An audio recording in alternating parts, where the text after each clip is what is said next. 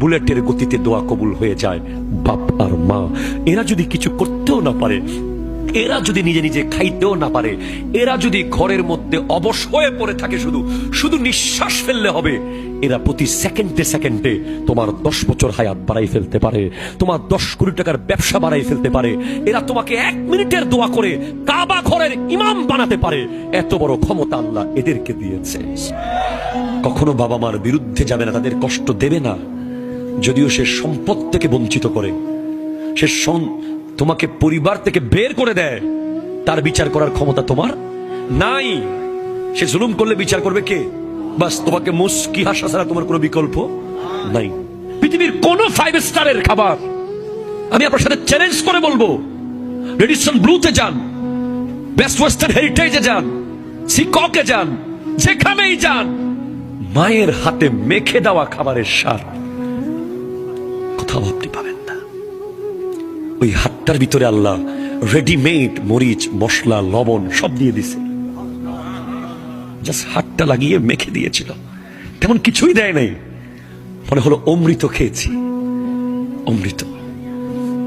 বাবা, বাবার কথা কি বলবো? বাবা তো প্রতিদিন চাকরি ছেড়ে দিতে চায়, প্রতিদিন। বসের বকা, অফিসের প্রেসার, কত কষ্ট, বলে আজকে থেকে আর অফিসে যাবো না, কালকে থেকে আর আসবো না। আবার বাসায় এসে দেখে ছেলের পরীক্ষার ফিস, মেয়ের বিয়ের সামনে, ঘর ভাড়া, বিদ্যুৎ বিল, পানির বিল।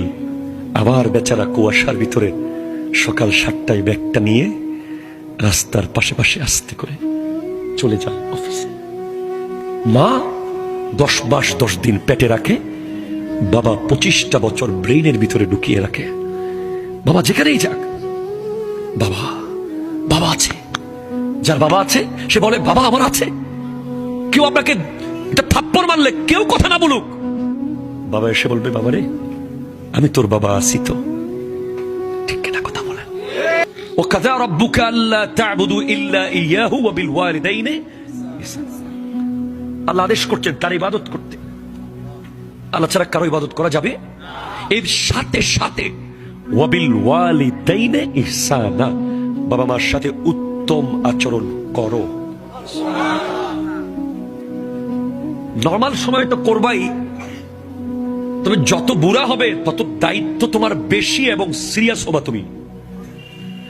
বাবা মা যখন জোয়ান ছিল তখন তুমি 10টার কথার ভিতরে 9টা শুনেছো বা 7টা শুনেছো বা 3টা শুনেছো। যখন বুড়া হয়ে যাবে 10-এ 10 তোমাকে শুনতেই হবে।